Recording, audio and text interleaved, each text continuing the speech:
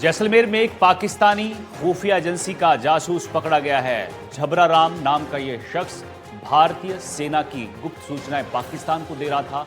Honey trap और पैसों के बदले वो सेना की संवेदनशील सूचनाएं पाकिस्तान को देता था। कोर्ट ने आरोपी को 5 दिनों की रिमांड पर भेज दिया है। सोशल मीडिया तो हथियार बनाकर तो पाकिस्तान अपने नापाक इरादे को अंजाम दे रहा है, लेकिन देश की सुरक्षा करने वाली एजेंसियां इन हरकतों को नाकाम कर रही हैं। जयपुर से देखिए हमारी एक खास रिपोर्ट।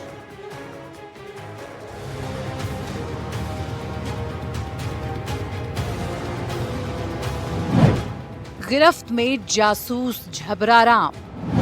पाकिस्तान के लिए करता था जासूसी, पाकिस्तान को देता था सेना की गुप्त सूचना। 5 दिन की रिमांड में और क्या खुलेंगे राज। राजस्थान पुलिस इंटेलिजेंस ने राष्ट्रीय सुरक्षा सुनिश्चित करने की बड़ी कार्रवाई करते हुए पाकिस्तानी खुफिया एजेंसी के लिए जासूसी करने वाले आरोपी झबरा राम को गिरफ्तार किया है। आरोपी जैसलमेर जिले के पोकरण का रहने वाला है। दरअसल पुलिस को इंटेलिजेंस के जरिए एक जानकारी मिली कि एक शख्स राष्ट्रीय सुरक्षा विरोधी काम कर रहा है। पुलिस ने इंटेलिजेंस के आधार पर सोर्स डेवलप किए, पूरी योजना बनाई और आरोपी को धर दबोचा। अब मामले में सुरक्षा एजेंसियां संयुक्त रूप से आरोपी से पूछताछ कर रही है। राजस्थान पुलिस ने इंटेलिजेंस से मिली गोपनीय सूचनाओं को ट्रेस करते हुए पाकिस्तान के लिए जासूसी करने के एक आरोपी को पकड़ा है। यह आरोपी जैसलमेर के पोकरण का रहने वाला है और सोशल मीडिया के जरिए पाकिस्तानी एजेंसियों से, पाक हैंडलर्स से संपर्क में था। यही नहीं, उसने सिम कार्ड बनवाया था और अपने नंबर से वहां पर व्हाट्सएप भी एक्टिवेट करवाया था, जिसका उपयोग देश विरोधी गतिविधियों में किया जा रहा था। यह पहला मामला नहीं है। 2025 में भी इस तरह के 8 मामले राजस्थान पुलिस ने पकड़े हैं। राजस्थान पुलिस ने इन मामलों का खुलासा किया है। पाकिस्तान की खुफिया एजेंसी के लिए जासूसी करने वाला शख्स गिरफ्त में है। इससे पहले भी एजेंसियों ने ठीक इसी प्रकार के मामलों में कुछ लोगों की गिरफ्तारी की थी। इसलिए एजेंसियां पूरे नेटवर्क का पता लगाने और ध्वस्त करने की योजना बना रही है। पोकरण जैसलमेर से आईएसआई एजेंट झबरा राम गिरफ्तार। कोर्ट ने आरोपी को 5 दिन की रिमांड पर भेजा। 4 फरवरी तक पुलिस रिमांड पर रहेगा झबरा राम। सोशल मीडिया के जरिए पाकिस्तानी खुफिया एजेंसी से संपर्क में था। हनी ट्रैप और पैसों के बदले साझा कर रहा था सैन्य जानकारी। मोबाइल जांच में आईएसआई हैंडलरों से चैट और सबूत मिले। भारतीय सेना से जुड़ी सामरिक सूचनाएं लीक करने का आरोप। गुप्त बातें अधिनियम 1923 के तहत मामला दर्ज। अभी तक की जांच में ये बात सामने आई है कि आरोपी झबरा राम पोकरण के नेडान गांव का रहने वाला है। वो सोशल मीडिया के जरिए पाकिस्तानी एजेंसी और हैंडलर्स के संपर्क में था। पूछताछ में कई चौंकाने वाले खुलासे आरोपी ने किए हैं। वहीं सुरक्षा एजेंसी उसके मोबाइल और अन्य उपकरणों की जाँच भी कर रही है।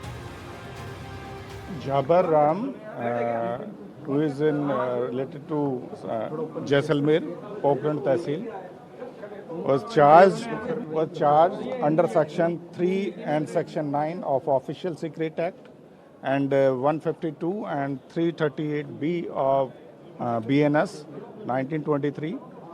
तो जो चार्जेस इनके ऊपर लगाए हैं उसमें कल अरेस्ट किया था अक्यूज्ड को। आज पुलिस कस्टडी के लिए 5 डेज के लिए प्रोड्यूस किया है और अभी ऑनरेबल कोर्ट ने 4th of Feb तक पुलिस कस्टडी को स्वीकार किया है। आरोपी को जयपुर कोर्ट में पेश किया गया। विशेष लोक अभियोजक सुदेश कुमार सतवान ने बताया, आरोपी जासूस 4 फरवरी तक रिमांड पर रहेगा। इस दौरान टीम आरोपी से पूछताछ करेगी। कोर्ट ने जांच एजेंसी की मांग स्वीकार करते हुए 5 दिन की रिमांड दी है। उन्होंने बताया कि पुलिस अंतर्राष्ट्रीय सीमा से संबंधित कई गोपनीय सूचनाएं पाकिस्तानी एजेंसी और आईएसआई को भेजने के मामले में लगातार निगरानी रख रही है। इस दौरान इंटेलिजेंस टीम को सूचना मिली कि पोकरण के नेडान गांव के रहने वाले झबरा राम की गतिविधियां संदिग्ध हैं। लगातार राष्ट्र की सुरक्षा के लिए, संप्रभुता के लिए इन खतरों को चिन्ह चिन्ह करके राजस्थान पुलिस कार्रवाई कर रही है और ये कोशिश कर रही है कि लगातार इस तरह की जो खतरे हैं, इस तरह की जो राष्ट्र की विरोधी गतिविधियां हैं, उन पर अंकुश लगाया जा सके ताकि देश की सीमाओं को और देश की आंतरिक सुरक्षा को कोई खतरा ना हो। इसी के क्रम में अब यह कार्रवाई हुई है। राजस्थान पुलिस की इंटेलिजेंस टीम को और अन्य सुरक्षा एजेंसियां इस मामले में लगातार जांच कर रही हैं। 5 दिन की रिमांड मिली है। अब इस दौरान आरोपी से पूछताछ की जाएगी। उसके मोबाइल फोन पे और जो अन्य जो उसके पास में उपकरण थे उनकी जांच की जा रही है। ये जांच की जा रही है कि किस किस के संपर्क में वह था, किस तरह की सूचनाएं भेज रहा था। तकनीकी जांच में ये बात सामने आई कि आरोपी सोशल मीडिया के जरिए लगातार पाक हैंडलर्स के संपर्क में बना हुआ था। आरोपी से पूछताछ और उसके मोबाइल के तकनीकी परीक्षण में कई और चौंकाने वाले खुलासे हुए। पोखरण के नेडान गांव का रहने वाला है झबरा राम। 4 फरवरी तक रिमांड पर रहेगा आरोपी। 2025 में इसी प्रकार के 8 मामलों का खुलासा। तथ्यों का परीक्षण किया जाएगा। जासूसी के नेटवर्क का होगा खुलासा। देश विरोधी गतिविधियां करने का आरोप। जांच में ये बात सामने आई है कि आरोपी झबरा राम को पाकिस्तानी एजेंसियों ने हनी ट्रैप और धनराशि का लालच दिया था। इस लालच में आकर वो भारतीय सेना से संबंधित संवेदनशील सूचनाएं साझा कर रहा था। वहीं आरोपी ने अपने नाम से जारी सिम कार्ड OTP पाक हैंडलर्स को देकर व्हाट्सएप भी एक्टिवेट करवाया था। इसका इस्तेमाल वो देश विरोधी गतिविधियों को अंजाम देने के लिए कर रहा था। ये कोई पहला मामला नहीं है। 2025 में भी 8 ऐसे ही मामलों का खुलासा पुलिस ने किया था। फिलहाल रिमांड अवधि के दौरान आरोपी से पूछताछ कर अब तक सामने आए तथ्यों का परीक्षण किया जाएगा और जासूसी के नेटवर्क को खंगाला जाएगा। आपको बता दें कि इस पूरे ही मामले में पाक हैंडलर्स इस आरोपी से हनी ट्रैप और पैसे का लालच देकर ये काम करवाते थे। अब पुलिस इस पूरे मामले में जांच कर रही है और देखना होगा कि क्या कुछ चौंकाने वाले खुलासे अब इस पूरी कार्रवाई में होते हैं। लेकिन फिलहाल एक बार फिर से इस पूरे मामले में कार्रवाई करके राजस्थान पुलिस ने यह सुनिश्चित किया है कि देश की आंतरिक और बाह्य सुरक्षा सुरक्षित रहे। कैमरा निर्मल शर्मा के साथ विश्वास शर्मा, NDTV। जोधपुर और प्रतापगढ़ में पुलिस ने नशे के खिलाफ मोर्चा खोल दिया है। अवैध MD ड्रग्स की फैक्ट्री को बुलडोजर के जरिए नष्ट किया गया। पुलिस और स्पेशल टीमें ऑपरेशन चक्रव्यूह के जरिए तस्करी के ठिकानों को ध्वस्त कर रही हैं। जोधपुर में NCB ने फार्म हाउस पर कार्रवाई की, तो वहीं प्रतापगढ़ में जंगलों के बीच अवैध फैक्ट्री पर प्रशासन का बुलडोजर चल रहा है। आखिर ड्रग्स तस्करों पर पुलिस कैसे कहर बनकर टूटी है, हमारी इस रिपोर्ट में आपको दिखाते हैं।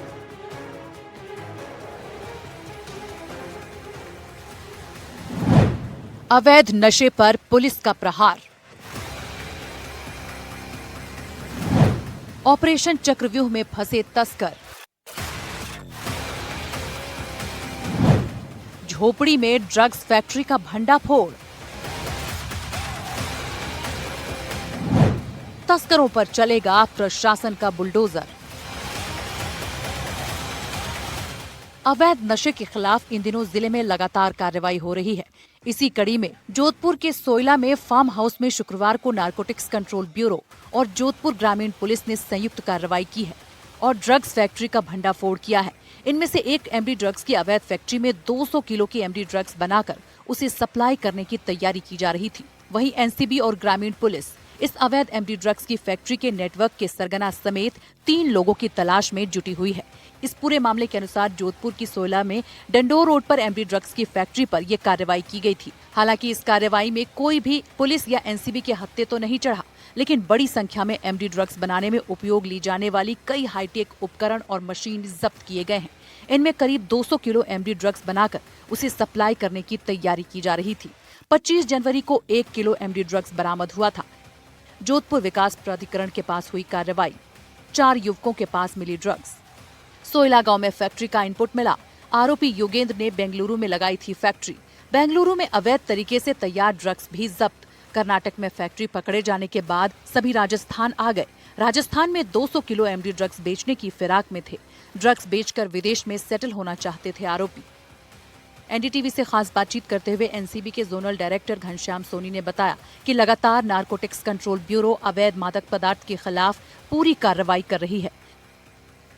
25 जनवरी के दिन जो हमारा ऑपरेशन प्रयोगशाला था और जो इन्फॉर्मर से हमें सूचना मिली थी, उसके तहत JDA सर्कल के पास हमने 2 बंदों को लगभग 1 किलो और 90 ग्राम MD के साथ उनको डिटेन किया था।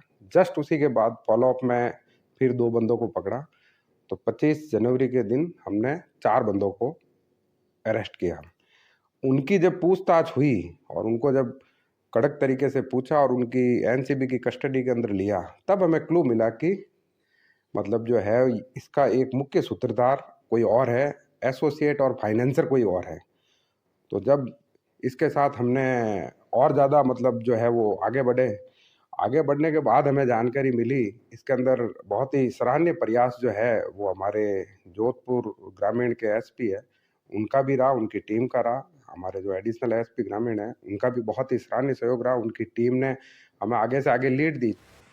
ये जो उपकरण लाए गए थे ये अलग अलग राज्यों से लाए गए थे, जिसमें से कुछ उपकरण अहमदाबाद से भी लाए गए थे और ड्रग्स फैक्ट्री का भंडाफोड़ करने में एनसीबी और जोधपुर ग्रामीण पुलिस को ये सफलता हाथ लगी है।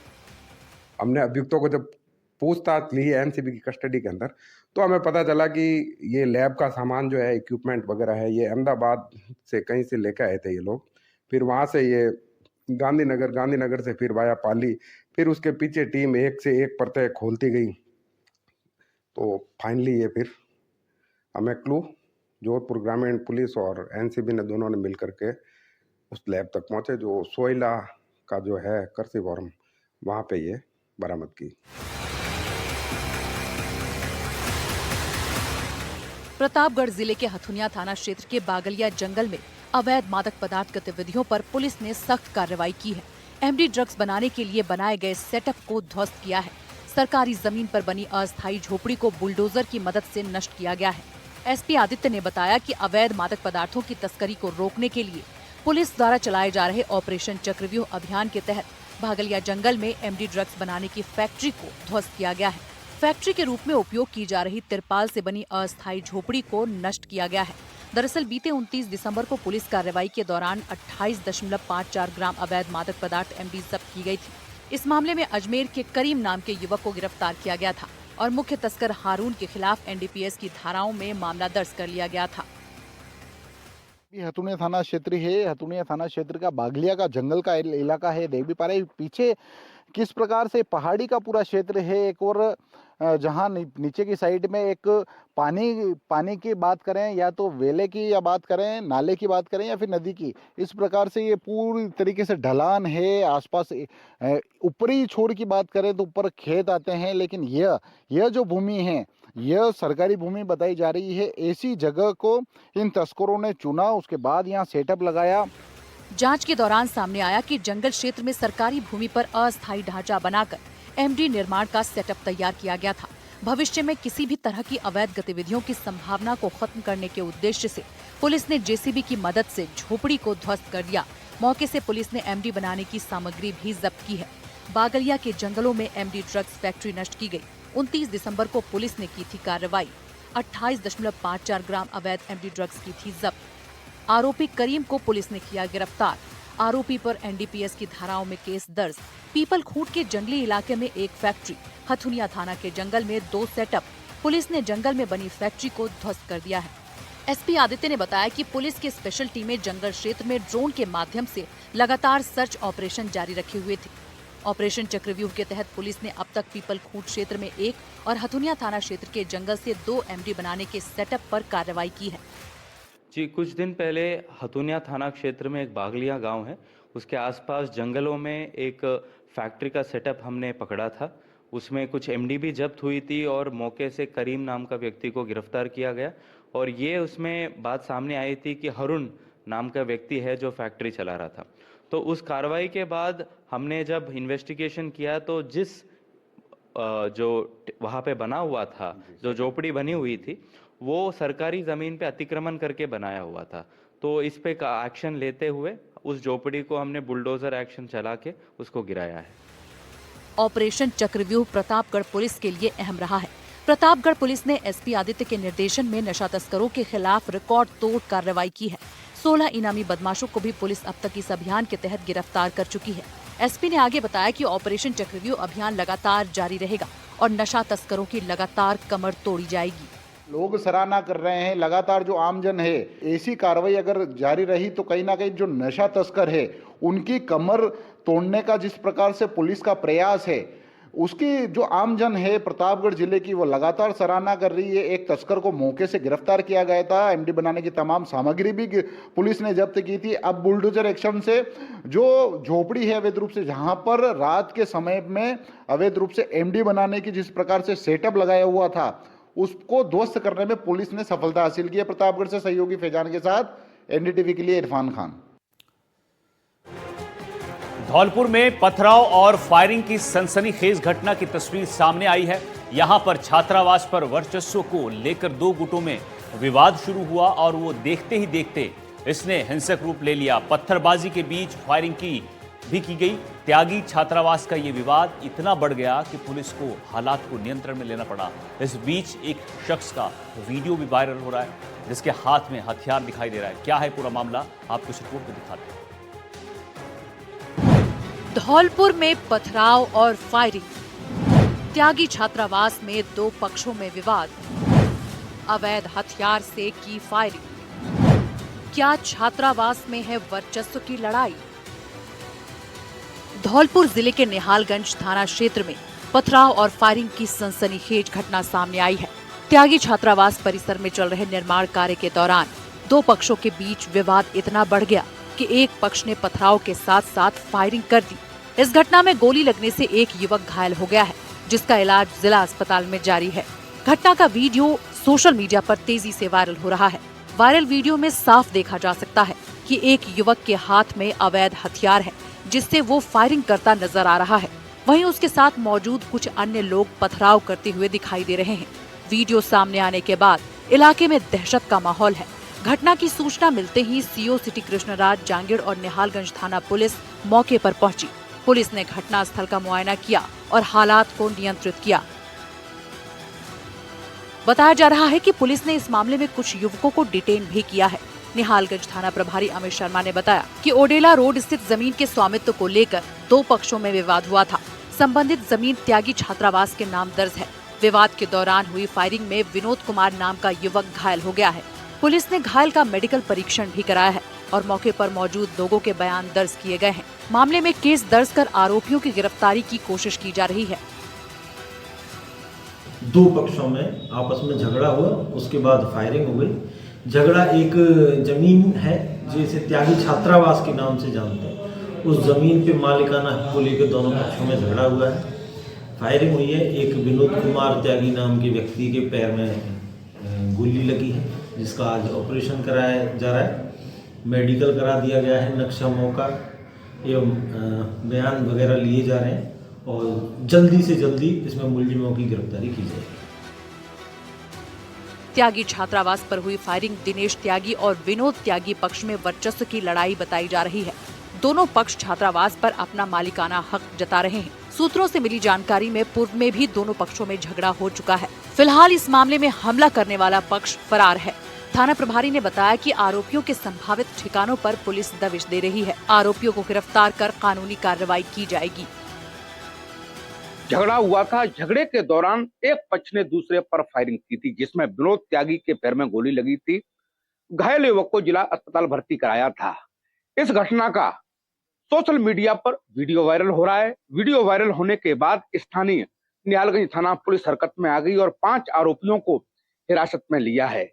थाना प्रभारी अमित कुमार शर्मा ने बताया, इस मामले में जो घायल युवक है उसका मेडिकल कराया है, पर्चा बयान लिए हैं और जो पीड़ित पक्ष ने आरोपियों के खिलाफ अभियोग पंजीबद्ध कराया है। पुलिस ने मुकदमा दर्ज कर लिया है।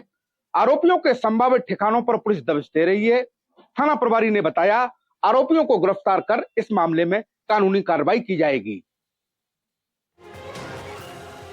23 साल की साध्वी प्रेम बाइसा की मौत, एक मौत जिसकी मौत की मिस्ट्री की हर रोज उलझती ही जा रही है। उनके अनुयायी, उनके भक्त और पिता किसी साजिश की बात बता रहे हैं तो वहीं इस केस ने पूरे आश्रम को कटघरे में खड़ा कर दिया है। अब जांच सिर्फ शक नहीं, सबूतों की तरफ बढ़ रही है। 2 इंजेक्शन, डिजिटल सबूत, आश्रम की प्रॉपर्टी और हर उस शख्स से पूछताछ जो साध्वी के आखिरी वक्त उनके साथ है।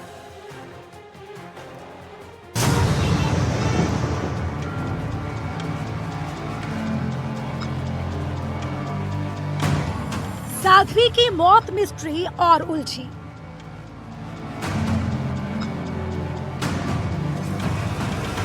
कंपाउंडर द्वारा बताया गया है कि बहुत नॉर्मल इंजेक्शंस थे, जिनसे कोई ऐसा रिएक्शन होने के चांसेस बहुत कम है। साध्वी की मौत गहराता जा रहा रहस्य। हम लोगों ने पूछा, जब घर पे आए थे बात, उनका कॉल आया कि भाई ये बात हो चुकी है, हम हॉस्पिटल जा रहे हैं। तो हमने पूछा हुआ क्या था, तो उन्होंने बोला कुछ नहीं, मैं गया था तो सब नॉर्मल था। मौत से पहले अचानक बिगड़ी तबीयत। फिर उन्हें एक दो बार बोला तो फिर ठीक है तो लगवा लेती हूँ, तो इंजेक्शन लगवाया और इंजेक्शन लगवाते ही कुछ देर बाद उसकी मतलब सीखें आने लगी उसको बहुत जोरदार। साध्वी को लगे थे 2 इंजेक्शन। मेडिकल बोर्ड द्वारा जो रिपोर्ट दी जाएगी, फाइनल ओपिनियन, वही डिसाइसिव होगी अल्टीमेटली। 2 इंजेक्शन, इलाज या साजिश? कोशिश यही है कि हर बिंदु पे गहनता से जांच हो और एक्सपेडाइट करके प्रोसेस को जल्द से जल्द अनुसंधान जो है वो पूर्ण किया जाए। किस दवा के थे इंजेक्शन? उन्होंने इतना ही बताया कि वो इंजेक्शन मैंने लगाया था, नॉर्मल इंजेक्शन है, कोई दिक्कत नहीं है, जिसमें वो यूजेबल है। जांच के घेरे में मोबाइल और कॉल डिटेल। मेरी कॉल डिटेल निकाल दो, डॉक्टर से मैंने कब बात की है, कितने समय में वो पहुंचा है और उसके बाद में कितने समय बाद में, कितने मिनट बाद में उन्होंने प्राण त्याग दिया। साइबर एक्सपर्ट खंगाल रखे डिजिटल सबूत। एक एलैबोरेट SIT टीम है जिसके अंदर साइबर एक्सपर्ट्स भी हैं और भी जो चीज़ों को, ऐसे कॉम्प्लिकेटेड चीज़ों को समझते हैं, टेक्निकल एक्सपर्ट्स वो भी हैं। जांच में जुटी FSL की टीम। FSL टीम द्वारा जो लास्ट उनका प्लेस ऑफ इंसिडेंट है उसको सिक्योर किया गया और FSL टीम द्वारा उसका निरीक्षण किया गया और पुनः उसको कुछ हिस्से को जो उनका मूवमेंट कर गया था उसको सिक्योर भी किया गया है और अगर आवश्यकता होगी तो पुनः निरीक्षण किया जाएगा। रडार पर आश्रम में रहने वाला हर शख्स। आज प्रत्येक पहलू पे की जा रही है, हर पहलू पे जो तथ्य भी सामने आ रहा है और जो पॉसिबिलिटीज़ हैं, जो प्रोबेबिलिटीज़ हैं, हर चीज़ को कवर किया जा रहा है, किसी भी चीज़ को अनअटेंडेड नहीं छोड़ा जा रहा है। अलग अलग बयानों से बढ़ा शक। बदनाम करने की एक साजिश रची उसने, भाई इनकी सभी 80 है तो इस सभी को कैसे खराब करें। आश्रम की प्रॉपर्टी एंगल से भी जांच। अभी तक पिताजी द्वारा जो रिपोर्ट दी गई है उसकी घटनाक्रम की जो है सीक्वेंस ऑफ इवेंट्स जो है वो सही पाए गए हैं अभी तक। क्या साध्वी की मौत से किसी को फायदा? प्रत्येक व्यक्ति जो उनके साथ कांटेक्ट में थे लास्ट या जो जिनके जो स्टेटमेंट्स हैं जो रेलेवेंट हो सकते हैं, हर एंगल से तफ्तीश में जुटी जांच टीम। हर बिंदु पे गहनता से जांच हो और एक्सपेडाइट करके प्रोसेस को जल्द से जल्द अनुसंधान जो है वो पूर्ण किया जाए। पोस्टमार्टम रिपोर्ट से होगा बड़ा खुलासा। अगर मेडिकल जो रिपोर्ट्स आएंगी फाइनल कॉज ऑफ डेथ को लेके या कोई ऐसा टेक्निकल एविडेंस या अन्य कोई ऐसा एविडेंस प्राप्त होता है जो किसी को भी शक के घेरे में डालता है तो उस चीज़ पे भी प्रॉपर्ली अनुसंधान किया जाएगा। मौत या साजिश, सच जल्द आएगा सामने। साध्वी की संदिग्ध मौत, 2 इंजेक्शन, पोस्टमार्टम और आश्रम प्रॉपर्टी एंगल। साध्वी प्रेम बाइसा की मौत का रहस्य और भी गहराता जा रहा है। साध्वी की मौत अब सिर्फ एक खबर नहीं बल्कि एक जटिल केस बन चुका है जिसमें हर घंटे नए सवाल खड़े हो रहे हैं। जांच टीम इस वक्त साध्वी की मौत पर फूंक फूंक कर कदम बढ़ा रही है।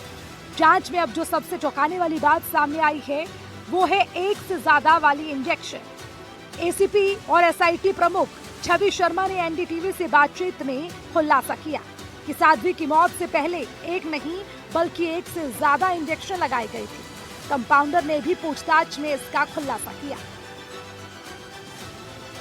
क्योंकि इनकी तबीयत वेडनेसडे को 28 को थोड़ी सी ख़राब थी जिस पर इन्होंने कंपाउंडर को घर पर ही इन हाउस ट्रीटमेंट लिया जिसने कुछ इंजेक्शन भी एडमिनिस्टर किया साध्वी प्रेम बाइसा पे, जिसके बाद उनकी तबीयत अचानक ज़्यादा बिगड़ने लग गई जिस पर उनको एक प्राइवेट हॉस्पिटल ले जाया गया। प्राइवेट हॉस्पिटल में डॉक्टर्स द्वारा बताया गया कि इनकी मृत्यु हो गई है, जिसके बाद बॉडी को MGH लाया गया जहाँ पर प्रॉपर वापस एग्जामिनेशंस के बाद उनको डिक्लेयर डेड करके मॉर्चरी में बॉडी शिफ्ट कराया गया। साध्वी की मौत अब एक एक परत खुल रही है। 1 या 1 से ज्यादा इंजेक्शन, डिजिटल सबूत, आश्रम और प्रॉपर्टी एंगल, हर दिशा में जांच जारी है। अब इंतजार है सिर्फ एक रिपोर्ट का, पोस्टमार्टम का, जो ये तय करेगा कि ये मौत थी या साजिश। जोधपुर से सुशांत पारी के साथ ब्यूरो रिपोर्ट, NDTV राजस्थान।